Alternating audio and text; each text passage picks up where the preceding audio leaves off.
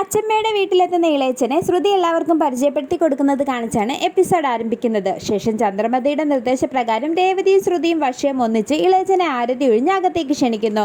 തുടർന്ന് എല്ലാവരും അകത്തേക്ക് പോയി കഴിയുമ്പോൾ ഓവർ ആക്ട് ചെയ്ത് നശിപ്പിക്കരുതെന്നും ആർക്കും ഒരു സംശയം തോന്നരുതെന്നും ശ്രുതി വീരാനോട് പറയുന്നു. പിന്നീട് അകത്തെത്തുന്ന ഇളയച്ചൻ ഇത് പഴയ വീടാണല്ലോ എന്ന് പറയുമ്പോൾ ഉടനെ തന്നെ ഞങ്ങൾ ഇത് പൊളിച്ച് വലിയ വീട് പണിയുമെന്ന് ചന്ദ്രമതി പറയുന്നു. ഇത് കേൾക്കുന്ന അച്ചമ്മ ഈ വീട് ഒരിക്കലും ഞാൻ പൊളിക്കില്ലെന്ന് പറഞ്ഞ് ചന്ദ്രമതിയോട് ദേഷ്യപ്പെടുന്നു. തുടർന്ന് ഇളയച്ചൻ്റെ വായിൽ നിന്നും ചില അബദ്ധങ്ങൾ വീണുവെങ്കിലും ശ്രുതി ഓരോന്ന് പറഞ്ഞ് രക്ഷപ്പെടുത്തുന്നു. ശേഷം ശ്രുതിയുടെ അച്ഛനെ കൂടെ കൊണ്ടുവരാമായിരുന്നു എന്ന് പറയുന്ന രവീന്ദ്രനോട് ശ്രുതിയുടെ അച്ഛൻ മലേഷ്യയിൽ ഏറ്റവും തിരക്കുള്ള ഒരു ബിസിനസ്സുകാരനാണെന്നും അദ്ദേഹത്തിന് നിന്ന് തിരിയാൻ പോലും സമയമില്ലെന്നും അതുകൊണ്ടാണ് എന്നെ പറഞ്ഞു വിട്ടതെന്നും ഇളയച്ചൻ പറയുന്നു. ശേഷം ഞാൻ നിങ്ങൾക്കായി കുറച്ച് സാധനങ്ങൾ കൊണ്ടുവന്നിട്ടുണ്ടെന്നും തട്ടെടുത്തോണ്ട് വരാനും ബീരാൻ പറയുമ്പോൾ തട്ടെടുക്കാനായി ചന്ദ്രമതി രേവതിയോട് പറയുന്നു. ഇത് കേൾക്കുന്ന അച്ഛമ്മ എല്ലാ കാര്യവും രേവതിയെ കൊണ്ട് ചെയ്യിക്കുന്നത് നിർത്തിക്കോണമെന്നും നീ തനിയെ പോയി തട്ടെടുത്തോണ്ട് വരാനും പറഞ്ഞ് ചന്ദ്രമതിയോട് ദേഷ്യപ്പെടുന്നു. തുടർന്ന് അടുക്കളയിൽ എത്തുന്ന ചന്ദ്രമതി അദ്ദേഹത്തിന്റെ മുമ്പിൽ വെച്ച് അമ്മ എന്നെ കൊച്ചാക്കിയെന്ന് പറഞ്ഞ് ദേഷ്യം സഹിക്കാനാവാതെ പാത്രം വലിച്ചെറിയുന്നു. ശേഷം ചന്ദ്രമതി തട്ടുമായി എത്തുന്നതോടെ ഇളയച്ചൻ അതിൽ പഴങ്ങളും പൂക്കളും ഡ്രസ്സുകളും എല്ലാം എടുത്തു വെക്കുന്നു. ഇതേ സമയം ഇളനീരുമായി സച്ചിയും മഹേഷും അവിടെ എത്തുന്നു.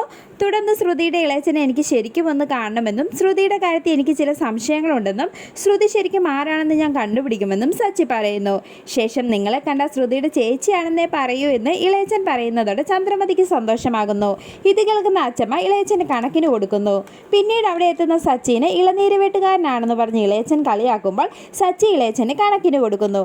തുടർന്ന് ഇളയച്ചൻ തട്ട് ചന്ദ്രമതിനെയും രവീന്ദ്രനെ ഏൽപ്പിക്കുന്നു. ശേഷം രവീന്ദ്രൻ ഇളയച്ചന് സച്ചിയെ പരിചയപ്പെടുത്തി കൊടുക്കുമ്പോൾ ഇതാണോ നീ പറഞ്ഞ കുടിയൻ എന്ന് ഇളയച്ചൻ ശ്രുതിയോട് ചോദിക്കുന്നു. ഇത് കേട്ട് എല്ലാവർക്കും ദേഷ്യം വരികയും രേവതി പച്ചപ്പയെ ശ്രുതിക്ക് കണക്കിന് കൊടുക്കുകയും ചെയ്യുന്നു. ശേഷം അങ്കിള് മലേഷ്യയിൽ എവിടെയാണ് താമസിക്കുന്നതെന്ന് ശ്രീകാന്തും വർഷയും ചോദിക്കുമ്പോൾ ഇളയച്ചൻ പെട്ടുപോയെങ്കിലും ശ്രുതി രക്ഷിക്കുന്നു. പിന്നീട് ഇളയച്ചൻ്റെ പെരുമാറ്റത്തിൽ സച്ചിക്ക് സംശയം തോന്നുന്നു. ശേഷം ശ്രുതിയുടെ അച്ഛൻ തന്നുവിട്ടതാണെന്ന് പറഞ്ഞ് ഇളയച്ചൻ ശ്രുതിക്ക് ചെയിൻ ഇട്ട് കൊടുക്കുന്നു.